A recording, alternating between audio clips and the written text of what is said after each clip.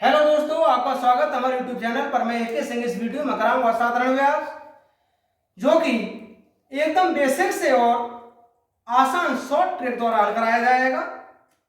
जैसा कि दोस्तों क्वेश्चन है, कोई राशि किसी निश्चित दर से 5 वर्षों में 4 गुनी हो जाती है, वही राशि उसी दर से कितने वर्षों में 10 गुनी हो जाएगी। तो बहुत आसान सा शॉर्ट ट्रिक होता है दोस्तों कि n1 माइनस 1/t1 बराबर रहेगा n2 माइनस 1/t1। तो पहले 5 वर्षों में 4 गुनी हो जाती है, तो 4 माइनस 1 डिवाइड 5। लेकिन कितने वर्षों में 10 गुनी हो जाएगी, तो 10 माइनस 1 और डिवाइड 2। ये हुआ 3/5, 9 डिवाइड 2, 3 तिया 9, 5 तिया 15। औसत ने कहा था बताइए वही राशि उसी दर से कितने वर्षों में 10 गुनी हो जाएगी। तो दोस्तों वह राशि 15 वर्षों में 10 गुनी हो जाएगी। इसका ऑप्शन नंबर बी करेक्ट होगा। नेक्स्ट क्वेश्चन है दोस्तों, यदि 1900 रुपए को 2 भागों में बांटकर पहले भाग को 8% दर पर 2 वर्षों के लिए और दूसरे भाग को 4% दर पर 3 वर्षों के लिए कर्ज पर दिया जाता है, यदि दोनों स्थितियों में प्राप्त साधारण ब्याजों में 16:7 का अनुपात हो, तो 4% दर पर दी जाने वाली राशि क्या होगी। तब सबसे पहले यह ज्ञात कर लें कि जो 1900 रुपए को 2 भागों में डिवाइड किया है, वास्तव में उन दोनों भागों में अनुपात क्या होगा। मान लीजिए कि पहला भाग x है, तो x रुपए पर 8% की दर से 2 वर्ष का ब्याज। दूसरा भाग मान लिया y है, y रुपए पर 4% की दर से 3 वर्ष का ब्याज। अब ये 16/7 रहता है, 4 दूनी 8, 4 चौक 16। ये हुआ x अपॉन y, 4 तिया 12 डिवाइड 7। यहां से x अनुपात y बराबर हुआ 12:7। अब क्वेश्चन ने कहा 4% की दर पर कितनी राशि दी गई, अर्थात y का मान कितना होगा। तो दोस्तों 4% की दर पर दी जाने वाली राशि, इसका अनुपात 7, इन दोनों का योग किया 19 और कुल रुपया था 1900 रुपये। ये 100 बार, ये हुआ 700 रुपये। तब 4% की दर पर दी जाने वाली राशि थी 700 रुपये। इसका ऑप्शन नंबर डी सही होगा। नेक्स्ट क्वेश्चन है दोस्तों, 1740 रुपए की एक राशि 5 बराबर वार्षिक किस्तों में दी है। यदि प्रत्येक किस्त पर शेष समय के लिए 8% की दर से साधारण ब्याज दे हो, तो प्रत्येक किस्त की राशि क्या है। तो बहुत आसान सा शॉर्ट ट्रिक होता है दोस्तों। प्रत्येक किस्त की राशि पूछा है, तो कितने रुपए को बांटा जा रहा है, 1740 रुपए को। गुणा कर लीजिएगा 100 से, डिवाइड कर दीजिएगा 100 गुणा समय। तो जब 5 बराबर वार्षिक किस्तें बनी है, तो समय 5 वर्ष हुआ। अरे वही उसने 1740 की जो राशि थी उसे 5 बराबर वार्षिक किस्तों में बांटा है, तो इसका समय 5 वर्ष ही तो हुआ। ये हुआ 5 प्लस, अब पहली किस्त के लिए t1 माइनस 1 यानी 5 minus 1 plus t2 minus 1 5 minus 2 plus t3 minus 1 5 minus 3 plus 5 minus 4। जितनी किस्तें हैं दोस्तों उतनी बार कम कर दीजिए बस, और गुणा कर लीजिए इसकी दर से। बस सॉल्यूशन करिए, प्रत्येक किस्त की राशि निकल जाएगी। ये हुआ 1740 गुणा 100 डिवाइड 500। यहां से बचा 4, यहां से बचा 3, यहां से 2, यहां से 1, और ये तो 0 हुआ। और गुणा कर लीजिए इसका 8 से। कितना हुआ ये 1740 गुणा 100, 4 3 7 2 9 1 10, 80 हुआ, और ये हुआ 580। अब इसे डिवाइड कर दीजिए, 3 अट्ठे 24, 2 3 पंजे 15, 2 17, 3 बार, और ये हुआ 300 रुपये। तो क्वेश्चन ने कहा था कि प्रत्येक किस्त से समय के लिए इतने की दर पर कितनी होगी। तो दोस्तों प्रत्येक किस्त होगी 300 रुपए की। इसका ऑप्शन नंबर डी सही होगा। नेक्स्ट क्वेश्चन है दोस्तों, एक स्कूटर का जो भी मूल्य है उसमें से 9,000 का तत्काल भुगतान किया जाता है और शेष राशि को 12.5% वार्षिक साधारण ब्याज की दर से 3 वर्ष बाद ब्याज सहित 23,375 रुपए भुगतान करके जमा किया जाता है। स्कूटर का कुल मूल्य क्या है? तब दोस्तों कुल मूल्य में से 9,000 रुपए का तो तत्काल भुगतान हुआ। अब शेष कितना बचा? मान लीजिए शेष x रुपए बचा, तो x रुपए तो ये देना था, x का 12.5% से 25/2, 3 वर्ष का ब्याज। अब ये शेष राशि और इसी का 12.5% से 3 वर्ष का ब्याज दोनों मिलाकर के 23,375 का भुगतान करना पड़ा। अब ये होगा हमारा 25 चौका 100, x प्लस 3x डिवाइड 8, 23,375। ये हुआ 11x बराबर 23,375 गुना 8, 11 दूनी 22, 11 का 11, 1, 11 पंजे 55, 11 का 11, 11 दूनी 22, यहां से 1 बचा, 13 हुए, 11 का 11 2 बचा, 11 दूनी 22, ये होगा 11 दूनी 22, 11 का 11, 11 दूनी 22, 11 पंजे 55 गुणा 8, इसका गुणा कर लीजिएगा 17,000। अब दोस्तों 9,000 तो तत्काल भुगतान कर दिया है, 17,000 ये शेष राशि है। तो उसने कहा था स्कूटर का कुल मूल्य क्या था? तब इसका जो कुल मूल्य होगा 17,000 प्लस 9,000, और ये मूल्य था दोस्तों 26,000। तो स्कूटर का कुल मूल्य 26,000 रुपए था। इसका ऑप्शन नंबर बी सही होगा। नेक्स्ट क्वेश्चन है दोस्तों, किसी राशि पर साधारण ब्याज 4% वार्षिक दर से 30 वर्षों में उस राशि से 120 रुपए अधिक हो जाता है, वह राशि क्या है? तब यदि इसकी राशि या मूलधन P है, तब ब्याज कितना होगा? इससे 120 रुपए अधिक हो जाता है। अब हमें पता है कि इसका मूलधन बराबर रहता है ब्याज गुणा 100 दर गुणा समय। यह हुआ 12p 10p प्लस 1200, 2p बराबर 1200 और p बराबर 600। क्वेश्चन ने कहा था वह राशि क्या है? तो दोस्तों वह राशि है 600 रुपए। नेक्स्ट क्वेश्चन है दोस्तों, 400 रुपए की राशि पर 5% वार्षिक दर से 73 दिनों का साधारण ब्याज क्या होगा? तो यहां 73 दिन दिए हैं दोस्तों, तो ब्याज बराबर होता है मूलधन गुणा दर गुणा समय।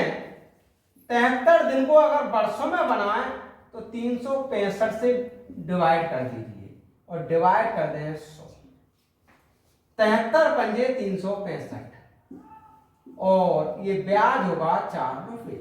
तो 73 दिनों का जो साधारण ब्याज होगा दोस्तों वो 4 रुपए होगा। इसका ऑप्शन नंबर ए सही होगा। नेक्स्ट क्वेश्चन है दोस्तों, कौन सी राशि 6% वार्षिक साधारण ब्याज दर से 4 वर्षों में 595 रुपए 20 पैसे हो जाएगी? तो इसका मतलब यह हुआ कि दर तो 6% दी है, समय 4 वर्ष, और ये 4 वर्ष में जो इतनी राशि हुई इसका उन्होंने मिश्र धन दिया है, हमसे मूलधन पूछ रहे हैं। तो दोस्तों मूलधन बराबर रहेगा मिश्र धन गुणा 100 डिवाइड 100 प्लस दर गुणा समय। ये हुआ 5952, 6 चौक 24 और 100 124। इसके लिए डिवाइड किया 5952, क्योंकि 100 से डिवाइड कर देंगे। इसे डिवाइड किया तो ये होगा 480 रुपये। क्वेश्चन में कहा था वह कौन सी राशि है, तो दोस्तों वह राशि है 480 रुपये। इसका ऑप्शन नंबर सी सही होगा।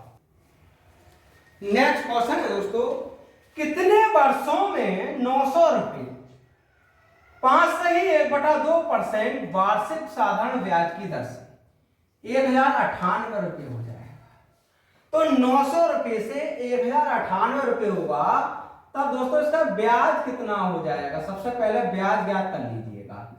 1098 में से 900 कम कर दो, इसका मतलब 198 रुपये ब्याज होगा। क्वेश्चन ने कहा है कितने वर्षों में, तो समय बराबर रहेगा ब्याज गुणा 100 डिवाइड मूलधन गुणा दर 11/2। ये हुआ 198 गुणा 2 डिवाइड 11 99 और 99 दूनी 198, ये हुआ 4 वर्ष। तो क्वेश्चन में कहा था कितने वर्षों में, तो दोस्तों 4 वर्षों में ये 900 रुपये 1098 रुपये हो जाएगा। इसका ऑप्शन नंबर बी सही होगा।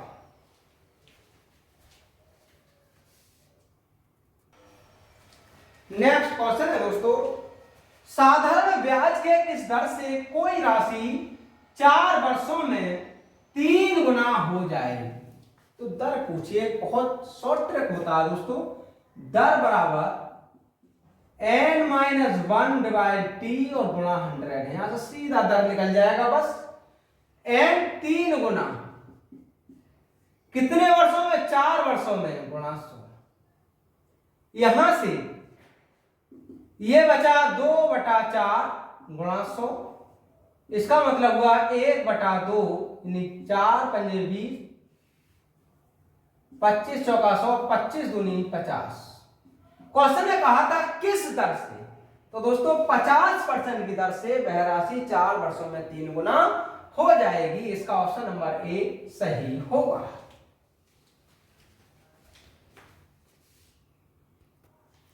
नेक्स्ट क्वेश्चन है दोस्तों, कोई राशि किसी निश्चित दर से 3 वर्षों में 7 गुनी हो जाती है, वही राशि कितने वर्षों में उसी दर से 10 गुनी हो जाएगी। बहुत आसान सा शॉर्ट ट्रिक है दोस्तों।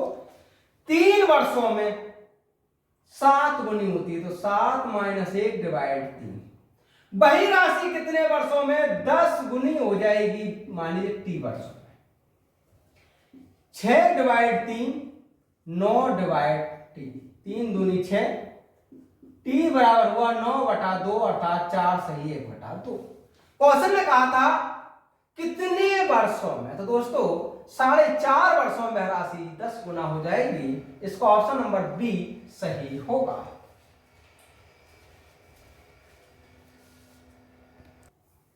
नेक्स्ट क्वेश्चन है दोस्तों, किसी निश्चित राशि पर किसी निश्चित दर से किसी निश्चित समय में साधारण ब्याज के रूप में 300 रुपये प्राप्त होते हैं।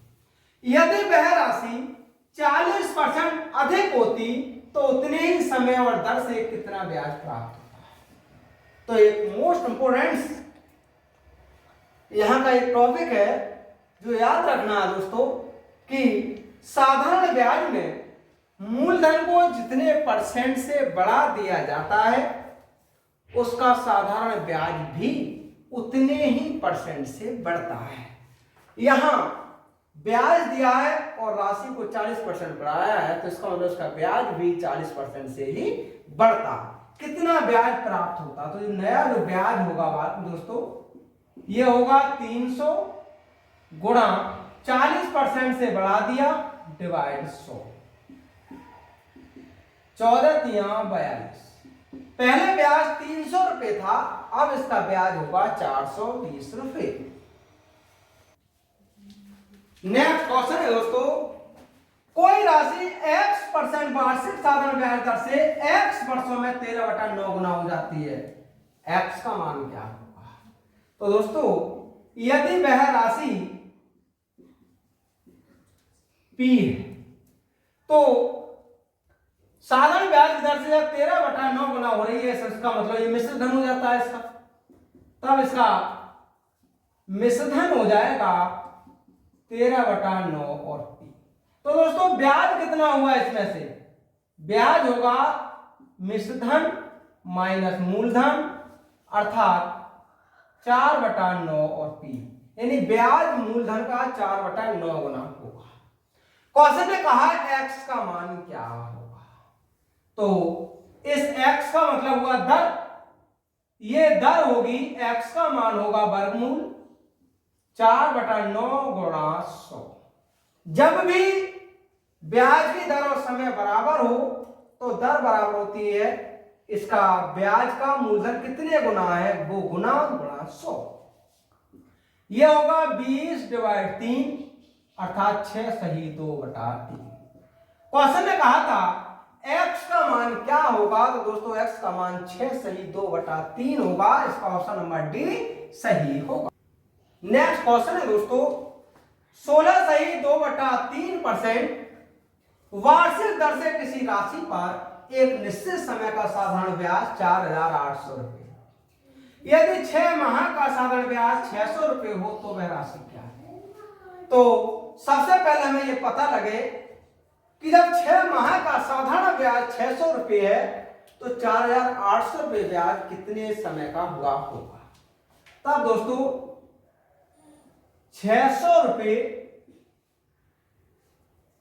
जो ब्याज है वो है 6 माह अर्थात 1/2 वर्ष का। तो 4,800 रुपए ब्याज होगा वो कितने समय का होगा, ये 1/2 गुणा 600 गुणा 48, 12 चौक 48 अर्थात 4 वर्ष का। अब समय हमें ज्ञात हुआ कि 4 वर्ष का था। क्वेश्चन ने कहा राशि क्या होगी, तो वह राशि होगी ब्याज 4,800 गुणा 100 डिवाइड्स दर गुणा समय, दर है 50/3 गुणा 4 वर्ष, ये हुआ 4,800 गुणा 100 गुणा 3, 5 चौक 20 यानी 200, ये हुआ 24, 24 तिया 72। तो दोस्तों वह राशि है 7,200 रुपए, इसका ऑप्शन नंबर बी सही होगा। नेक्स्ट क्वेश्चन है दोस्तों किसी राशि पर 2 वर्ष का साधारण ब्याज उस राशि का 2/5 भाग है, ब्याज की वार्षिक दर क्या है। बहुत आसान सा शॉर्ट ट्रिक होता है दोस्तों, दर पूछा है, यह होगा 2/5, गुणा कर लीजिए 100 से और इसे डिवाइड कर दीजिए समय से, बस यहां से ये हुआ 20%। तो इसकी वार्षिक दर होगी 20%, इसलिए इसका ऑप्शन नंबर सी सही होगा।